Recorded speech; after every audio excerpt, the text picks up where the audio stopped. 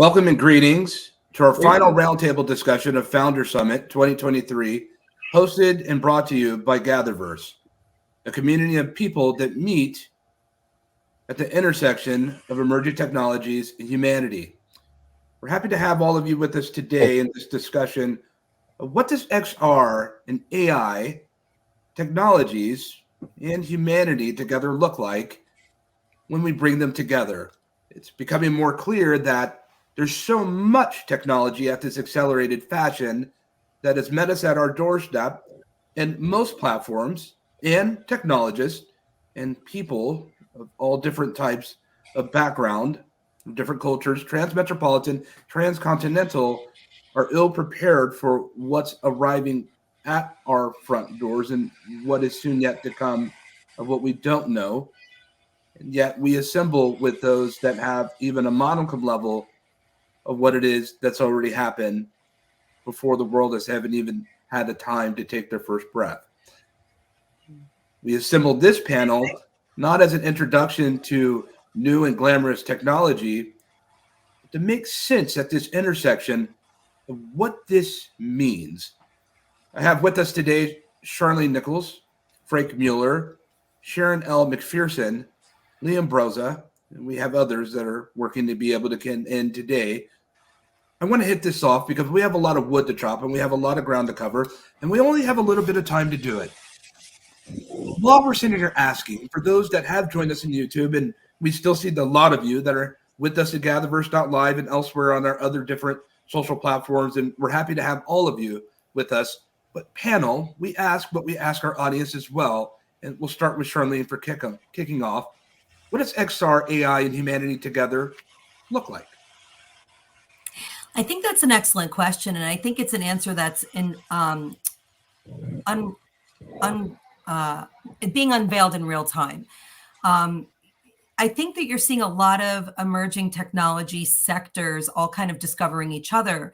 And I think when we talk about the metaverse and Web3 and XR and AI, I think people think that all of these things are synonymous, but there's so many different perspectives, so many different utilities of some of these technologies, and so many different perspectives. There's people that want to do this just because it's fun and it's more gamification. Some are trying to solve real world problems. Some are just trying to monetize it.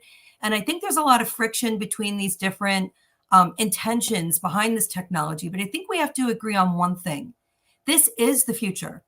Our kids that are growing up today, they're not going to have choices on whether or not they participate in these sorts of technologies. It's going to be their future. And it is really our responsibility in this generation right now, this kind of, and we talk about this 5 or 6 different generations living together, but we're here. Like, this is our generation. It's our responsibility to build something sustainable that the future can really leverage and have like this successful future. So I think if I was to quickly encapsulate the importance of those 3 specific topics, Christopher, it would be the accountability and responsibility that each of us as an individual human being needs to take, and taking these things seriously and participating in them and deciding where do we want to fit in that role. Charlene, as a follow-up to that, and thank you for sharing these sentiments, I want to follow up to make sure that we're keenly focused on what you just expressed. When we talk about under the banner of responsibility and considering who are the beneficiaries, it begs to be asked, are we saying that with the impact work that we as founders, if you will, of the work we're doing on the impactful level of social impact and human betterment, are we saying that the majority of the beneficiaries might be our progeny or future generations? Is that question to me? That is to you as a follow-up. Oh, okay. Well, yeah, yes and no, right? I mean, I think that this generation has already figured out how to embrace a lot of technologies, but our generation has this kind of legacy knowledge of processes and things that have worked and haven't worked, and kind of a historical knowledge. And yes, I do think that this current generation is going to be the biggest beneficiary, but we're still living in this day and age now. I think we have to agree the future is now. We used to have this 20-year kind of roadmap to the future, and we could visualize things and kind of think back to Total Recall. I mean, the Arnold Schwarzenegger one, right? Like, these were things that were like, they're happening now, right? And we used to see movies and we used to see stuff and be like, oh, in 20 years, that's going to be great. But this is stuff that's happening now. So I think we will be beneficiaries now, but the future, they won't be able to survive without it. This isn't about being a beneficiary. This is really, truly about survival.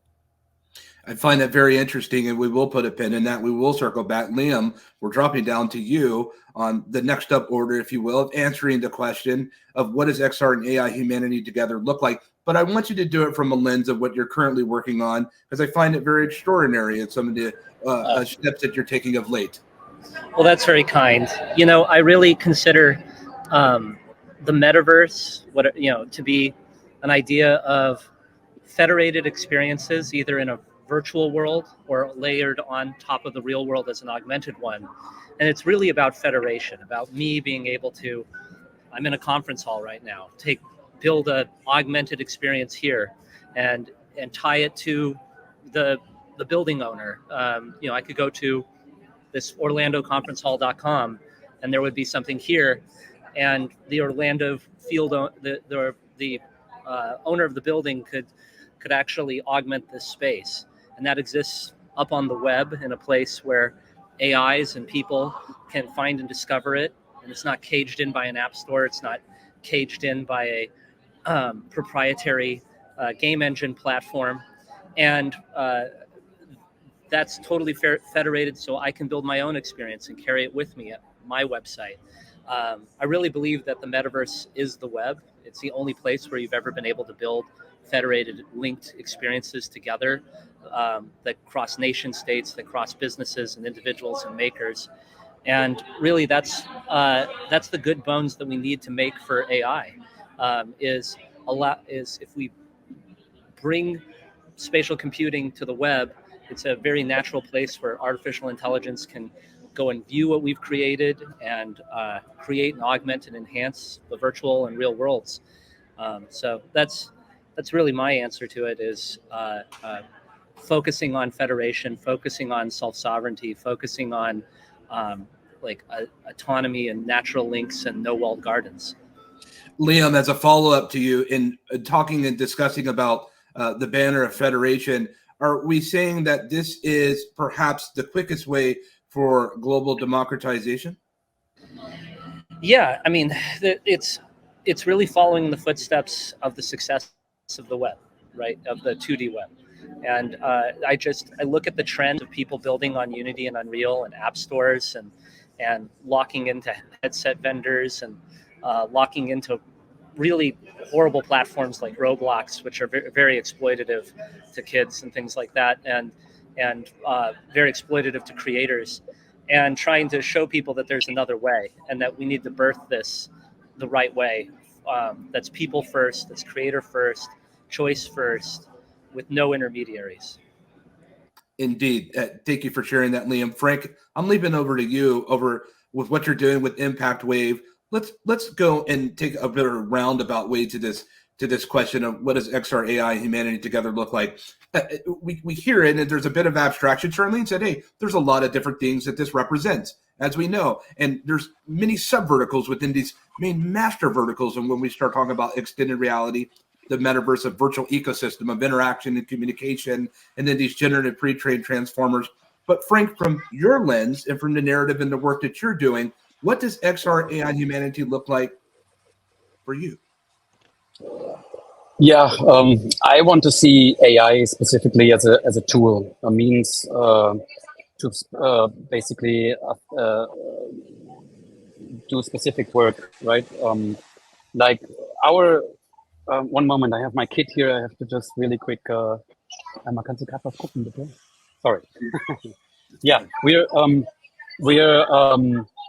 the AI in our platform is just a tool, right? And we have to recognize two things. And one is actually that we are in a world with a lot of troubles, and technology at the other side is advancing so fast. So how do we manage to sort of make that not everything falls apart? So our intention is to sort of work in local communities with the impact wave and empower impact makers. And the AI, for example, is just a tool to help us streamline specific processes. It's not an answer for us.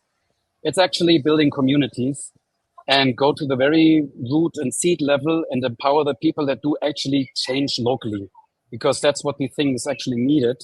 And technology, just to repeat, is for us just a means to achieve what we want to do. Indeed. Thank you, Frank, for sharing that. We'll put a pin in that and we'll rendezvous back to that. But Sharon, I need your help in something when it comes to human connection. I kind of want to just go forward with this. We have so much wood to chop to get through in this forest, and this forest is rather deep, isn't it? And we talk about audience. How can XR and AI amplify human connection in a world where technology often isolates us? The facts are out. We've seen what's happened when it comes to centralization, such as platforms with social media, with they're doing their best at times to be able to break this cycle of the thing that they've built and that they put out there. But how would we completely have known that some of these things would happen in terms of the great isolation that we're seeing with these technologies? But now that I find myself with my application and my GPT-4, and I can have one interaction and communication with my AI, as many of us are now talking to our devices, this is a very different world of isolation that we're talking about, because there's more of fidelity in the stakes that have been raised. But to resilience of technologies, being your founded platform, from that lens, let's take it there. I'm really enjoying this, and thank you for doing this, Christopher. It's been an amazing morning. I've been on the platform since this morning, and it's been one incredible conversation after another. In addition to being the former director of the Center for Disruptive Tech, I'm actually a member of the faculty of Singularity University. And Christopher, earlier you mentioned, you quoted Peter Diamandis. And, one of the things that I can certainly say, and this goes back to Charlene's point earlier, I was one of the first persons to graduate from Singularity University many years ago. And some of the models that we were running around, how the various technologies could come together, both merging and converging. You talk about XR, AI, other technologies coming together. We were running simulations back in 2010, 2011, when Singularity University first got started. And some of the breakthroughs that we're experiencing today in things like generative AI, et cetera, we thought that those things would be happening like later. And right. Charlene made the point, the future's now. So to go back and to first answer the question that I think is up top, and then I'm coming back to the second question you've asked, I don't actually think we have any idea in terms of what this is really going to play out and look like, because XR and AI are merging. You've got all kinds of other technologies that are going to continue to proliferate. Robotics and AI, mechanics and AI get together and it's a robot. That's not a chatbot. That's a robot. That's a different thing. And so when these technologies begin to merge, we haven't even begun to talk about quantum computing, and how AI itself is going to change the future of XR. And I am coming to the question about connectivity, but the average person globally today spends about 7 hours on the web, right? And that spiked during COVID. It's come down a bit. But if the internet, separate from the web, if the internet were a separate continent, many of us are already spending most of our time on that continent. And so I think one of your questions is really about, and I'm glad you mentioned democracy. I think it was perhaps Frank or you mentioned democracy, because I think so often we're asking questions about the future of humanity, when what we're really actually asking questions about is social democracy. But I'm going to answer your question about connectivity, because I think we are more connected in terms of our devices than ever before. But we're not healthier, and we're not connected in other ways that I think that really matter on this new continent, the 8th continent, which is the internet. And I think we need all kinds of breakthroughs in terms of whether it's regulation, whether it's in terms of who owns information on this new continent, how do we access information? So it's a loaded question. Who gets to have education? Who gets to be even included in terms of who gets to innovate and be an entrepreneur on this new continent? So I think your question is probably more loaded than we have time for. But I think that with respect to resilience, to answer it in a short way, we're going to need a lot more of it, because I think it's going to get a lot more complex before, and a lot more challenging before it gets easier. I happen to agree with that and appreciate many of the different things that you just expressed. And especially when we start talking about what we haven't addressed, these technologies that abide within the eco-habitat. It's a thing that we're working here at GatherVerse and behind the scenes, and some things that I've been talking about around the world about eco-convergence.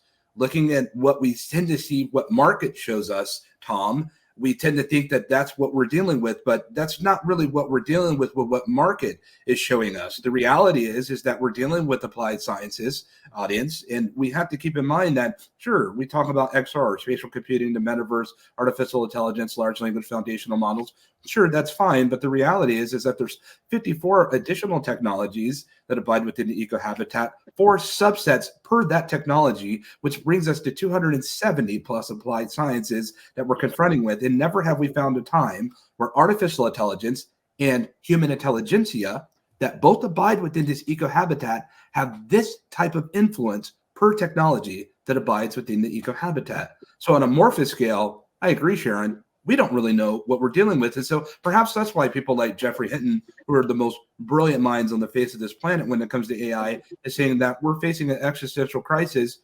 But is the world listening? Tom, Sharon said that this technology that we are operating and abiding with today, it wasn't supposed to be here now, yet it's here. What are we looking at, Tom? Well, I would say a few things. First of all, we weren't supposed to be past 1.5 degrees of global warming yet, and here we are. And I would say that this extra continent is dependent on the other continents to exist. And we should think about the metaverse and AI in terms of the carbon footprint that all of us are generating as we use it. Right here on this Zoom call, what's our carbon footprint, and how does that affect our ability to continue to survive as individuals? My work is really at the intersection of sustainability and technology. And so I see all of the data behind climate change as really a layer of data that needs to be mirrored into the metaverse. We create digital twins of all different parts of the real world, whether that be satellites that are measuring carbon biomass, or trees that are being planted, or factories that are emitting. And this all generates massive amounts of data. If as humanity, we want to collaborate and see ways that we can save our planet, we need to be able to process this mass amounts of data. We need to be able to gather this data from around the world. Gather is a good word, I guess, for today. We need to be able to gather this data into the metaverse and process it together. And then we need to take action. And the metaverse is a great place to plan that action and to bring people together, because it is global action that needs to happen. But then we need to take that action to the real world. And so to me, it's a big loop. Everything's connected. This is a great place to collaborate. This is a great place to discuss things that we can do as we all have an impact. Tom, as a quick follow-up to that, are you seeing there's value in these type of technologies? Liam, for example, just talked about the federated web, and we're talking about what Sharon has talked about, that perhaps alluding to, if you will, that the greatest form of technology that's been developed over the past 30 decades is no doubt the ability to communicate with one another by our desktops, tablets, and laptops. We've never had this much access to one another than we have on the entire face of this world. Yes, there's isolation, but there is expression and communication to being closer to our friends and family and loved ones, if you will. Are we seeing that this digital usage is far more better than our traditional and former ways of communicating, of ingress and egress, Tom?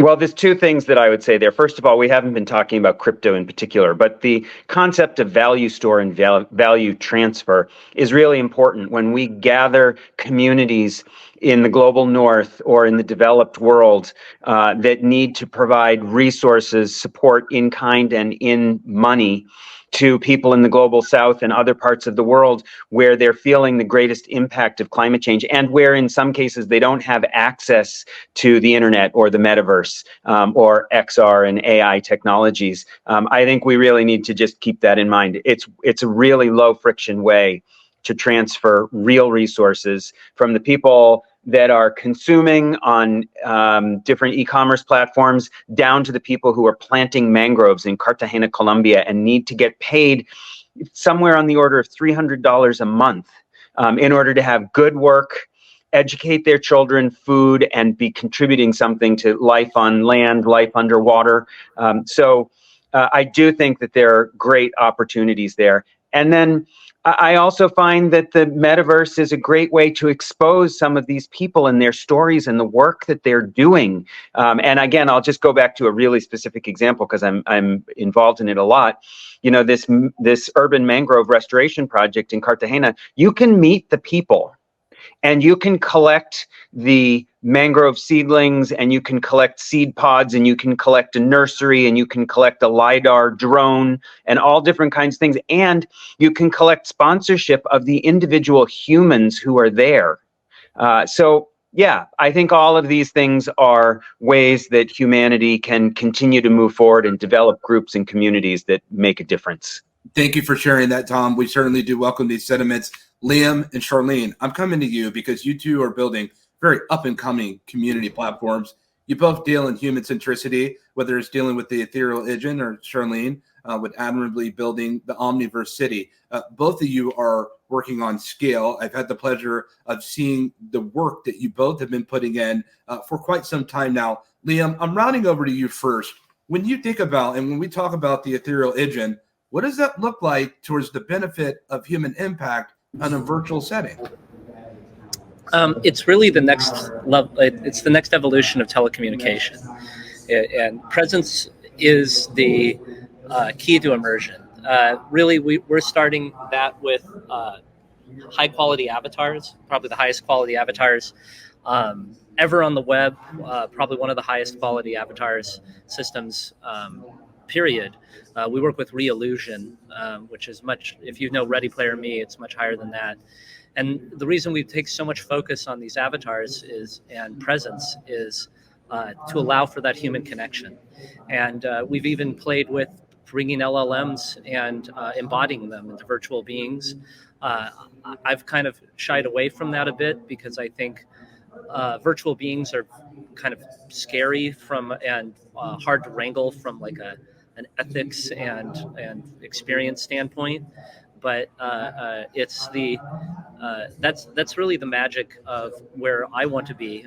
I already can do this with the Quest 3 of actually have my friends and coworkers in augmented reality in full body avatars that look like them to a high level of fidelity. And we're still kind of teetering at the brink of the uncanny valley, but I believe, in the next year or two, Meta and others have shown that you can cross it with these really great scans, and that's what I want. I want to be able to close my laptop forever, go out into the world, work, live, play, and never look down at my damn phone ever again. That's my promise. And AI was be my companion intelligence that takes that is making predictions, suggestions, and curating my life. And I think we're on the precipice of that. All the technology's in play. I'm working on it every day, along with a lot of talented people and others in the space. Yeah, I feel like Johnny Appleseed. Just gotta proselytize. Thank you for sharing that, Liam. And I certainly hope that you, as a founder, and each and every one of you, will have the consideration that with these communities that you're building, it's interesting how we tend to look at people as just numbers.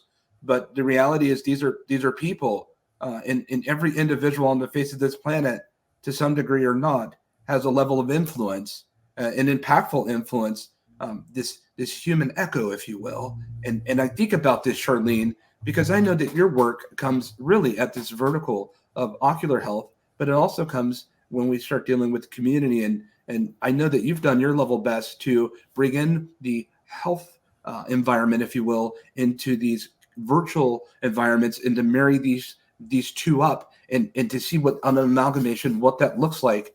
And before I go to Frank and Sharon to be able to expound on what you're about to say, I want to know something, because as Liam just talked about high fidelity of avatars,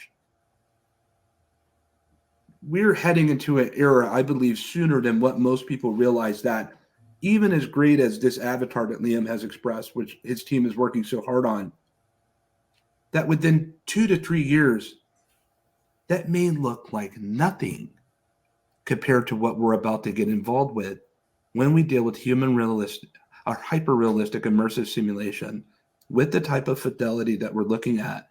Charlene, are you prepared to scale to be able to meet the challenges of interacting with the hyper-fidelity community? I don't even know how to say everything that's going through my head right now with the amount of time we have, but I'll try to give you a quick little montage of what's going on in my brain. Sure. First of all, I have learned that sometimes you have to go backwards to go forward. And there are so many people in this emerging tech space that just keep building the next level and the next level and 1UP and Unreal Engine 5.25. Okay, fine. That's wonderful. But guess what? There's a lot of people that still can't even open up their freaking email. Okay. And these are the people that have to come here. Now, I'll tell you what I learned the hard way. When I went to launch my metaverse platform, we were pixel streaming, and the technology that we had literally was sunset 2 days before we were supposed to invite the world to experience this. And the way I got around that was I used a platform similar to this to build a virtual platform, and I let people come in smaller groups of 10. And what I found is in a group of 100 people, only about 2 really wanted to enter these virtual worlds. The reason I'm saying this, Christopher, and I think it's extremely important, is that not everybody is going to want to, or from a binocular vision standpoint or other ocular vision standpoint, will be able to use some of these mixed reality headsets. So we have to remember to create these inclusive experiences where there may be 50 different people coming in to experience a webinar or a group setting or even a doctor's visit, but they're maybe coming in from different devices and they're still having a connective experience. I really challenge every developer to remember people still have to be in the same place at the same time, regardless of the technology that they're using. And thankfully, this interoperability is possible. We are providing a physical event in April of next year in 7 cities called the Eyewear Art Walk, which is connected to the Omniverse city. Because what we found is if we really want to be true to the statement, meet them where they are, the true raw reality is the majority of people still prefer physical experiences. And that doesn't mean that we can't continue building virtual experiences. We just have to remember that they do have to be connected to real world utility. Otherwise, people won't really embrace this stuff, and we won't have this kind of loop.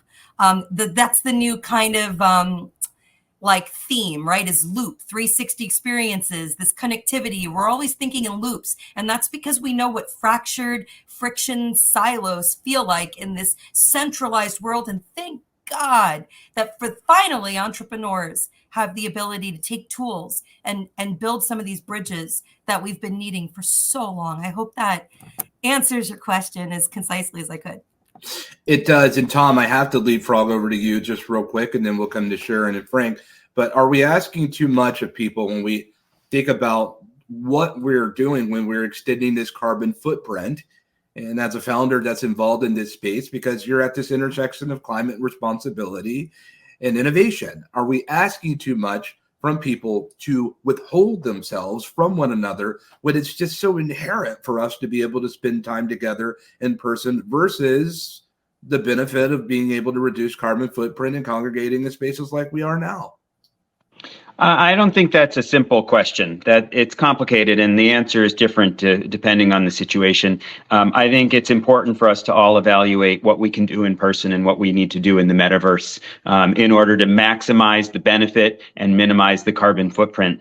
But I believe the pace of technology change is so great, and especially with this force multiplier of AI, that we're going to be able to generate the energy necessary to have these metaverse type conversations without any environmental impact, because it's really just electricity. And frankly, we're going to get pretty fast to the ability to fly somewhere else in the world without any carbon footprint. At this point, I think the biggest challenge there is going to be the installed base of aircraft that burn jet fuel, and we can't make enough sustainable fuel fast enough, and we can't replace those vehicles with battery-powered aircraft fast enough. So it is going to be some period of time where we continue to have a major carbon footprint from flying to Cartagena, Colombia from New York City. But it's going to change. Humanity is going to get there. Mother Earth is going to insist that we do. And she will not hesitate to continue to kick our ass every time she feels like it when we don't do it. And she's going to do that more and more frequently. And we'll get it together. Unfortunately, we're going to lose, however many millions or billions of people in getting there due to our own behavior. Sadly, those will be more people with fewer resources than more resources. But we'll get there. Do your best. Measure your carbon footprint. Reduce it where you can. Be smart about it. Be engaged. Thank you for sharing that, Tom. And I sit here while you're expressing that, thinking about how much sacrifice of massive computers did it take to be able to make our devices. That there was a time where these massive computers weren't so friendly to carbon, but at some point, it's led us to have companies like Apple come out and really audaciously say, we are going to have zero carbon footprint by 2030. Yeah, well, it's amazing work that they're doing. Some people find it controversial, but as long as you're carrying a phone in your pocket, then I think it should be very difficult for you to fault Apple for making phones. And they are trying to reduce their carbon footprint. They're measuring it and reducing it better than anyone else out there. And I think they deserve great kudos for doing that. And they also deserve to be highly pressured to continue to do more, better, faster to reduce the carbon footprint. Having a carbon neutral watch is not enough. We need to say, fantastic, now do more. I think that's a fair deal. I do not think it's unreasonable. It makes sense at this present time. We're much more as urgent, Sharon.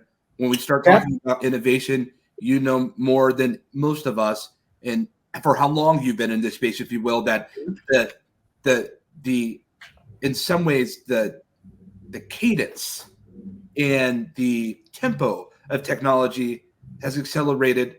We've never been this way before. When we think about this, how are we supposed to wrap our minds around ethical considerations?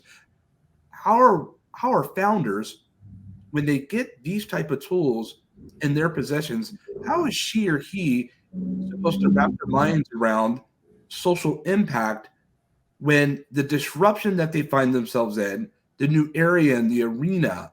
Someone made a suggestion or a comment in our last panel about the honesty about needing wealth. Someone even else made a comment about we need wealth or we need capital to be able to not have to worry about the food, the roof over our heads. How do we tackle all of these things and to be responsible? I am a founder. But I need to live. But at the same time, I know I want to do right. But how do I have the time and the capacity to do it? It's a balance, Christopher. And I gotta wade in because I spend a lot of time thinking about what you and Tom have just been talking about. Resilience Technologies does business as the green jobs machine. And I'm sorry, I think we've lost Tom. But the point is that in order for us to really get into this place of sustainability, that's part of what you're alluding to in your question, we've got to survive long enough to become sustainable. And when we talk about carbon and net zero and carbon capture, what we're really talking about is mitigation. And then there's adaptation. There's all the things we need to do to adapt to the new normal, which itself is always changing. Resilience is the ability to bounce back. And if you really, that's not the scientific definition that we use in terms of creating the algorithms that we think are going to drive resilience. But the fact of the matter is that we've got to survive long enough to become sustainable. Why am I mentioning this? Because one of the things that Tom mentioned during his remarks to you is that we are going to lose millions. So I am focusing on hyper local data and how you leverage AI and machine learning to do just what you're talking about. And so I think the short answer is that every company, every founder, every person is going to have to be thinking about how they leverage these technologies that we're talking about. The best strategy is always going to be human ingenuity. The most powerful machine on the earth is still the one between my two ears, right? Coupled with the right business strategy, coupled with technology as an enabler. That's always going to be the winning combination. And so I think we've got to be really clear about what we're trying to do, what's in our hearts, what makes our heart sing, and then figure out how do you leverage technology. What makes my heart sing is actually figuring out how to shift capital at scale to help to save those millions of people who are already the most marginalized. Because if you think about the front lines, he talked about Cartagena and other places. If you think about the front lines, when frontline communities fail, we all fail. So I've lived and worked for the last 26 years in Africa. I've only come back to the United States recently. I was in Cape Town and I was bathing in a bucket. And when you don't have any water, with respect, none of this, everything we're talking about is moot, because you can only survive for a short period of time without water, right? And so, data centers are thirsty. You need water to make electricity, right? So there's this nexus between survivability and resilience. And what we're doing is we're leveraging AI machine learning so that we can create a repository of knowledge, because we need big data to figure out how to take lessons from Tom, lessons from Frank, what Charlene's doing, what we're talking about in the metaverse, and begin to say, okay, let's scrub the data, create data lakes, and then let's figure out how resilience works so that we can save lives and livelihoods. That's what our resilience scoring tool is doing. And we just cannot think of anything more important than that. So I think every founder has to connect with their own heart and figure out, how am I going to leverage technology to nail it? Because without AI, without the technologies that we're talking about, it's going to be really hard to scale and reach the millions of people that we need to reach in a very short period of time. And so we're going to take that and take it to a heartfelt level, because how can we go anywhere else but there, since you just brought up the things that you brought up? I was reminded, as you talked about water, audience, when we talk about access to water, NPR some years ago came out with a road tour production on the aspects of water. They used 3 different particular examples: a gentleman that was homeless and who still had a working job, a blue-collar guy that was doing the best he can, earning a wage, but just could not afford to live in this inflated environment in these cities that he found himself in. But he was looking forward to a hot shower and a cup of coffee. What was the value? That was the value of his life, was a hot shower and a cup of coffee. And then he had to go through whatever doldrums of disparity that he worked in that day. That was one example of water. The other example of water, and I'll keep this short, there was these women in Africa, if you will, and they had to walk with these buckets 6 miles and go down a ravine, and they had ropes and they had these buckets, and they had to carry these buckets with these ropes just to take it another 6 miles back home for their water for the day. The one woman was walking down the hill one day and her bucket broke, Frank. And she took that rope and she hung herself. What was the value of water when someone has to walk 6 miles a day, both ways, just to get enough water for their families? As I sit here and look at this panel now, I thought about Frank interacting with his children while we're here. This is the world that we live in. But I also thought about what Liam said about access and what he's building to make it more seamless and more democratized, so we don't have to spend so much time. And the reality is, universal basic income is going to be needed. It's not ready, and a lot of people are going to find more time in their hands than they ever have before. Might we start by what Sharon was kicking off, Frank? Might we start to adapt, audience that's with us today, to start thinking that maybe we have innovated so much that now we are afforded more time to tackle these things that are here in front of us that deal with the essentials of necessary things for human life and sustainability. Yeah. Frank, are we on? Is that possible? Can we talk about that for a second? Yeah. I think it's doable. And that's exactly what, for me, the basic income is just like a continuous funding. Either there are strings attached or no. Our opinion is that the people that actually move things on a small scale, they are struggling day to day, but those are the ones that really can move things forward. Right? I mean, when we talk about technology, you have to always see a divided world. There's one world which is so advanced, but the other side is so far behind still. I can just give you an example of one of our impact partners in Laos. They serve 2 million people in Laos, making local banking by carrying a laptop every 4 weeks into the jungle, so they can make the transactions, right? I mean, this is a big step forward for them. This is like really financial integration after so much time. So that's why I'm saying we're dealing with two different worlds, right? So we cannot forget all these people that are ready to do a local impact and give them this continuous sort of support that they can actually express themselves and empower themselves. It's my opinion. Charlene, can these platforms that we're building, these virtual worlds, beyond communication, and Liam, you're coming up next, real quick with the few minutes we have left, can they be made to address real world need of urgency that Sharon has gracefully brought up? Can these worlds ultimately lead to human betterment? That's what we want to know right now. Is that possible? I'll give you an example of someone who did that. Now, I am not approaching the metaverse from a typical standpoint. I'm not going after enterprise level companies, and that's not how this started. I started empowering opticians and optometrists with the metaverse tools. I literally brought the optical and optometry industry into the metaverse really, truly first. I don't really know of another industry that has come together with all of its sectors in one fell swoop into the metaverse. And it's very powerful to bring an entire industry into the metaverse together, but it's exceptionally powerful to bring an industry into the metaverse that had not yet experienced digital transformation. So they skipped that step and went right to the metaverse. Now, let's talk about Dr. Legrand, beautiful woman. I'm meeting with her later today to talk about how she, as a doctor, and you can, follow her story if you follow me, Dr. Seidel Legrand. She's innovated a lot of things. She tells me a story as a little girl, how her mother told her, you can't be a doctor when you grow up. You could be a lawyer, but you can't be a doctor. Little girls like you won't be a doctor. And she didn't listen. And she went on to be a doctor, and she went on to be an amazing doctor.